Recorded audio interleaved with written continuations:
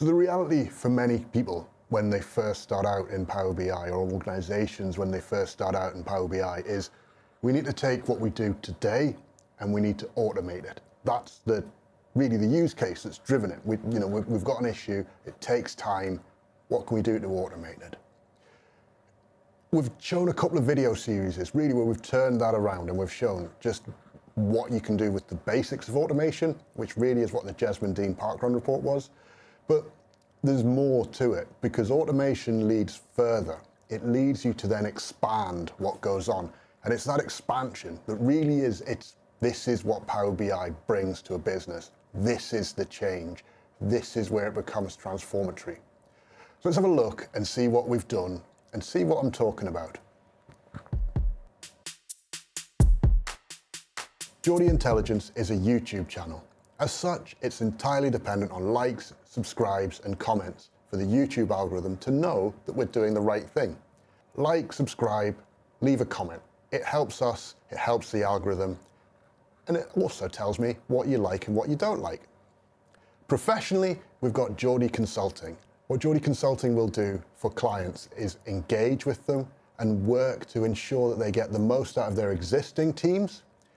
Our role is very much to help you and your organization to succeed in the future and to move your data aspirations as far forward as we can.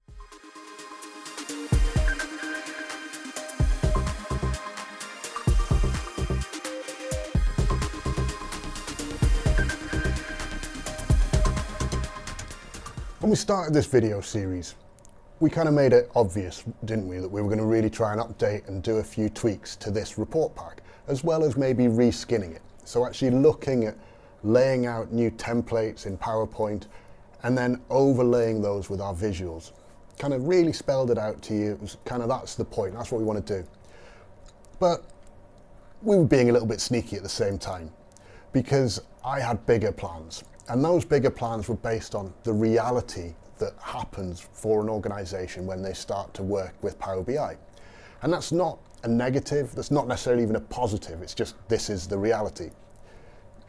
The nature of big data is that you will start somewhere and then you will be able to expand and expand and expand, and more things come into that data set. So in our case here, we have Jesmond Dene parkrun. But I think it's important that we recognize the journey that we've gone through to get here. So step one was looking at one report, or in a business term, one spreadsheet. That one events report, the latest results, kind of triggered well, can we do more? And then it expanded into this. And we've now got everything that went on in Jesmond Dene parkrun. But can we do more? And the answer, of course, is, well, why aye, of course we can.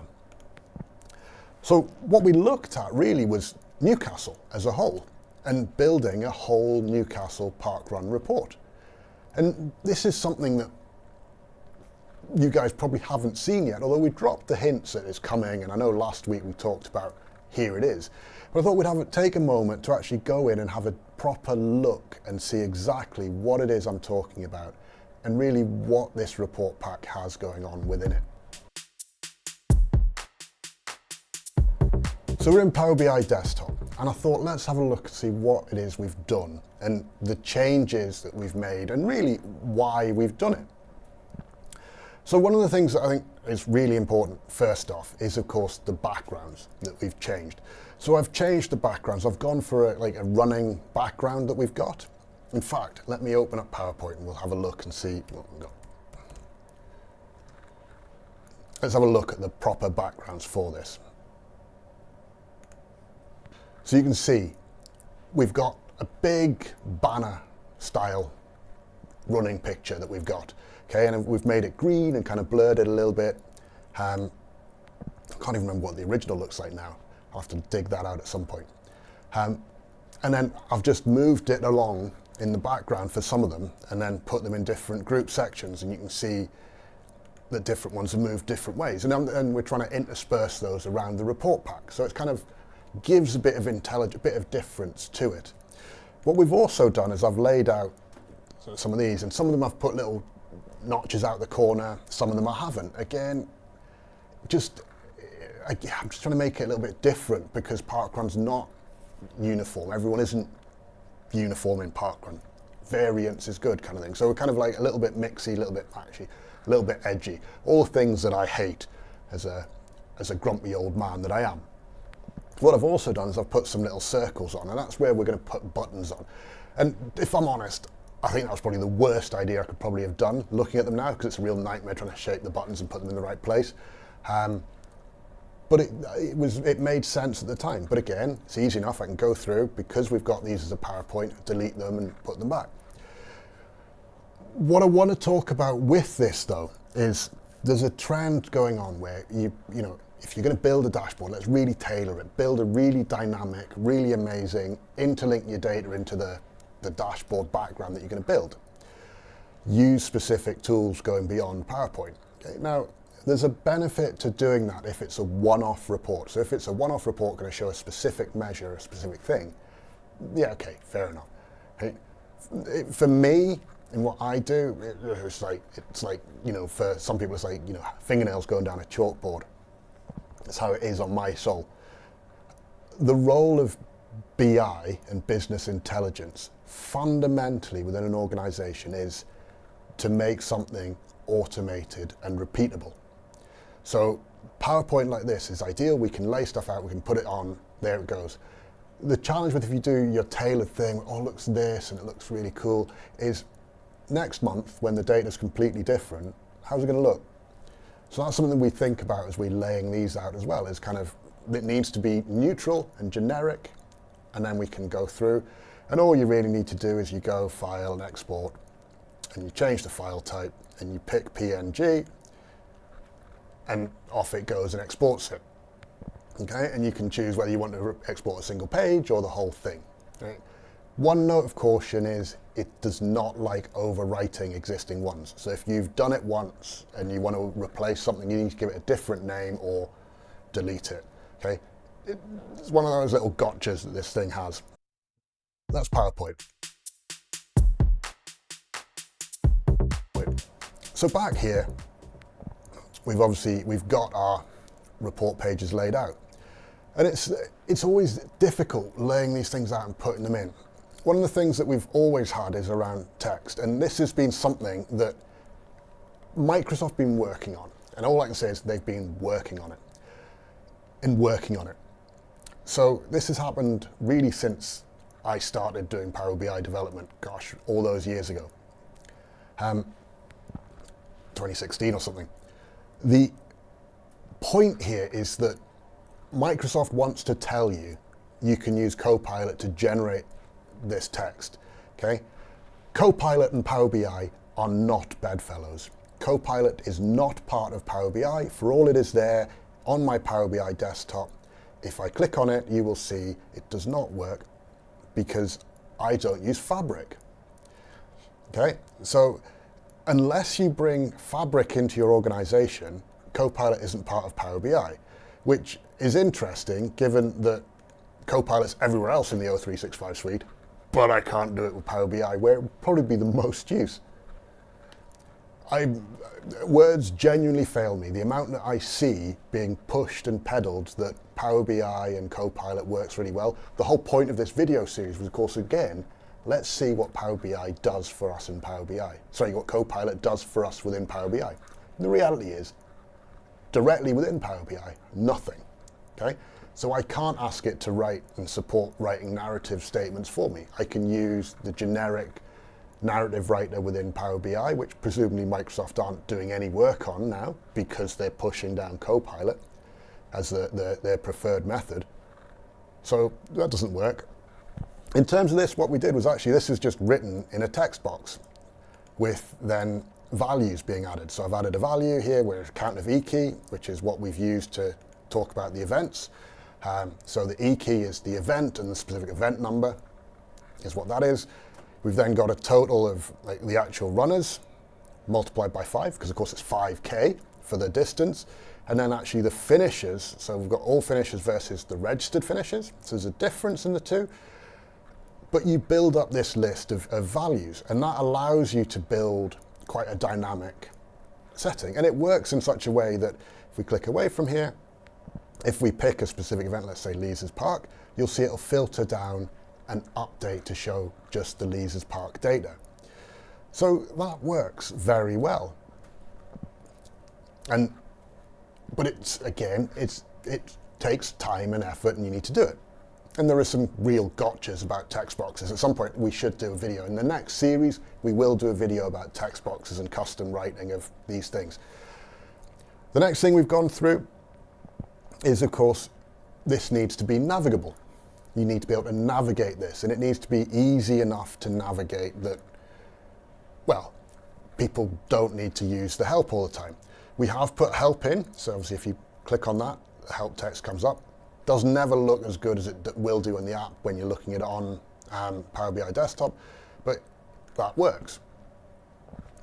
We've got the flyout that comes out, so you can fly out, have a look, see what's going on. We've also then got more things now. So we've got the example here where we can actually have a look and see really what's happened within here. And one of the things was to actually put in a participant search, because it seemed to be, well, people want to know what's going on, and they want to be able to find themselves. So we're trying to work out the best way to do it. I'm not fully sure this is the right way on this page, but it works. It felt like it was about right. But we'll show you the rest, okay? But it's nice to be able to see what's happened in terms of the number of people we've got taking part in parkruns. So since 2010 in Newcastle, we've had over 330,000 registered finishers of parkruns. So registered finishers, people doing it. Okay, that's a huge amount. I mean, that's massive. In terms of everything, that should be, what more would we want with that? There's a real story here. We can look at the timings, we can see what's happening, we can look at the milestones in terms of actually how many people have progressed through these. And again, milestones is one of those things that it hasn't worked the way I would have liked it to work, largely just because we don't have the access we need, and there's not a way that I could build a table that would do it. We kind of get people's milestone membership at the time that it's extracted rather than based on the time the event took place. So we kind of left with everyone's got one and that's it. But I think it works. It does what we need it to do. And we can see kind of the volunteer club membership. We can really see a lot of people still aren't members of any volunteer club. They haven't volunteered more than 25 times with what that says. That compared to the number of people based on the number of runs they've done. So we've got like the 100 runs, the 25 runs. Oh, they should really be in a better order, shouldn't they? We'll have to have a look at that. But it's all kind of, it's interesting to watch how it progresses and how things move forward. We've also got the ability to actually look at these things by age group. So we can look and see, well, veterans, which is, us old folk like me, there's been 88,000 finishes, nearly 190,000 registered finishes by veterans in that time frame, which is phenomenal. So we're actually really looking at the journey across it, and it's easy to look and see, well, what's happened in just Denton Dene, and we can pick Denton Dene. We can pick Town Moor, the original grandfather, as it were, of parkrun in Newcastle, or grandmother, and we can really start to explore what's going on. What we've also done, and what I quite liked, was this piece here, and I don't like the button, I'll be the first to admit it, but I was trying to work out where to put the button without rewriting the whole page or redoing the whole export. But what we've also got now is this here, and we can see, because it became really important, I think, to be able to make it easy to explore the different areas of parkrun, all the different parkruns, and find yourself as a volunteer. So we can look, we can see Denton Denes, we can see Jesmond Denes, Town Moors. And then, of course, what we could do is we could pick one. So we can pick a person, and then we can follow the drill through to go to their report page. I'm really sorry, Russell, I shouldn't have picked on you. But it gives a view of what their history is like. Where have they been? How many runs have they done? Bear in mind, this is just in Newcastle, so I know from the colour scheme here, this is coloured based on their membership. So Russell has run over 250 parkruns and has volunteered over 250 times. He is a bit of a hero. Shh, don't tell him. And it is all there for us. We can see it all, we can get it all. It works, it's easy to get through. I have put a page here where you can click to go and view his parkrun page if you wanted to. I'm not going to do that here. Or you could pick anybody else you wanted. And it's put together in such a way though that it's ready to go. So we've gone, and this is the most important bit, we've gone from a single event spreadsheet, through to a report pack that tracks the history of that event, through to say, well, we can now combine multiple events and look and see what's happened across multiple events. It's a change of working, isn't it? Completely different to anything else you've done before.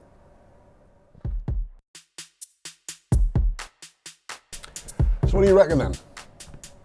Okay, being able to go from that snapshot view that is the reality for so many of our clients. So there's a snapshot, and then what I've got is I've got another spreadsheet, and I write totals on that other spreadsheet, and then that gives us a trend.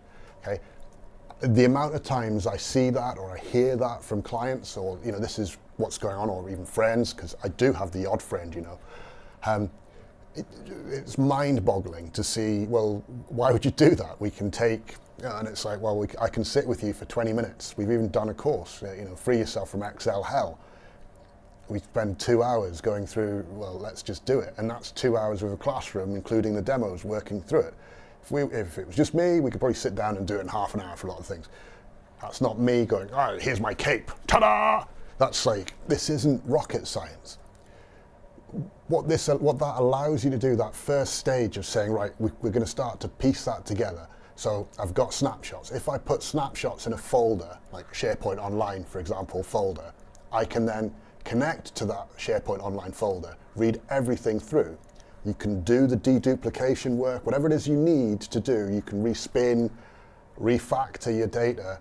Okay, there's all sorts of things you can do to re-pull it back and actually build a cohesive journey from a set of them, so you can see, for all you might have a daily snapshot, that path of something going through it, be it a sale, be it anything else, you actually start to follow and flow through it. That allows you to transform. What we've then done is said, well, what then happens is you go, well, we've kind of got that. This is great. What do we do? So we can expand further. We can either expand further into your business across different areas, or we can do more with it. But the key thing is really, there's more you can do. You bring more in. And that's the definition of big data. So we've transitioned from that snapshot, small point-in-time report pack into something that not just allowed us to see this whole process that is Jesmond Dene Parkrun, but we've now got this whole process that is Newcastle and the impact of parkrun on Newcastle, which is something which is a whole different value proposition, because this is something that then becomes of value to public healthcare in terms of, is Newcastle doing enough parkrun? What can we do to target specific areas? We could look and see, this parkrun is looking small. It's the more we could do, and be able to track and see the efficiency of that improvement. And because it's all one report pack, we can then see, we can look and we can show, well, for all we've removed, or we've added 3 additional parkruns to Newcastle, the impact on Town Moor Parkrun has not been as much as would have been hoped, expected. It's kind of dropped maybe 100 a week, as opposed to, but is it stable at 100 which works, that it's like a level, a size that's effective, which would probably be more of the outcome, or the requested outcome, the desired outcome, than anything else. We can look and see for a particular event, how's it growing, how's it performing? And we can even now start to say, well, actually, like Ross, for example, has only been to 3 of the 4 parkruns in Newcastle, which is shameful. I was hoping to get to Denton Deane for New Year's Day this year, but I couldn't. Like, my leg was really not up to it at all. I was hoping to run there and run the thing and run back. I don't like driving to parkruns, that's just me. So that was the plan. But it's, you can track and see over time, how do people go? What's the prevalence of people going between the events? How many people do go between the events? Is there a streak calculation that I should be looking at that includes all the events in Newcastle? So we'd need to tie that back into the calendar. We've got the calendar mentioned again, the piece we haven't done yet, which is to expand out the calendar and allow us to be able to flag key events. Like Great North Run weekend would be a really busy weekend for all the events that are on. And it's difficult to know because technically now Townwall Parkrun can be on when Great North Run weekend is. It didn't used to be able to be because of where it was, where the old start was. But potentially now it can be. So is it affected? Does it have a lot of runners on the day? And what goes on? Which event had the most last week? There's all sorts of things that we can be doing, and we could gamify this to do that more. So again, from a business perspective, if you're a retail establishment and you've got different stores, and we start to talk about gamification options, if you've just got the snapshot reporting for this is what my store does, we've suddenly said, look, we can boom, expand that out, all your stores, let's start to compare them without having to go back and potentially get your core systems rewritten or even get that engagement sometimes that is just really grudging. And if you get to the question of, well, you need to prove value before we'll do it, which I've heard many, many times in a boardroom, it can be really challenging when you go, well, we want £10,000 to rewrite this component of the database so that it actually provides us with a view of here. And they go, well, we've got the snapshot views for your stores. What more would you want? And you go, well, here we go, we've done it for a small area. And they go, okay, yeah, you're right. Actually, there is a benefit from this. Let's expand that and we'll do the work so we can cover all our stores globally. That's a reality of Power BI and the development of Power BI and how you can use your environment to actually expand and grow. So, I mean, for us, we could probably do more in terms of covering the Northeast with this report pack. But if it became a case saying, cover Germany or cover the world, we'd probably need to go back to parkrun and say, what can we do to really leverage more of or a more direct data connection that would allow us to properly ingest the data we needed to do that work. And there'd be a conversation to have that. There'd probably be a cost involved in terms of, I'm sure parkrun wouldn't do it for free. And to be honest, why would they? Why should they? It's the reality of this. This is something though that has been done to show the progression of your report structures, that you go from basic and it becomes more advanced over time. The other thing would also be, if I'd sat down on day one and said, right, we're going to do a Newcastle parkrun report. What? It'd be no, okay? It'd be no, how would you do that? What would it look like? By doing it as a continual improvement cycle, for all it's not been a continual thing, I've taken 3 years doing this because I think the first one was done in 2021. But the point's always been the same. We start simple and we then go, right, this works. What does this do look like? And we expand the next piece. We look and say, well, these are the bits that we failed to deliver on. These are the bits that we can do more with. And that's really where your Power BI and your business growth will come from. You've seen Power BI impact your business and really expand what were simple data sets that you might have started with something really simple and it's grown and it's grown and it's grown. And more importantly, that as it's grown and grown and grown, it's become more useful in other areas of the business. So it's gone from being that simple, this is a really micro, this is my store in report pack, to being even, this is the whole thing. You could look at it and say, right, we've got a shift report that shows what's gone on in a shift. We've expanded it across all the shifts in our business, in our store, to now have, this is our store report, and then we can do the same for the other stores, and we actually suddenly be able to produce a full business report that potentially you didn't have a view of. For all there will have been a top level report, the nature of the two will be very different, and the value add proposition of the two will be very different. And what would be concerning would be if the two don't meet up, and that's then where Power BI becomes super fun, how we make sure those two do align and keep working together. So stay safe, take care, keep on park running, ta-da.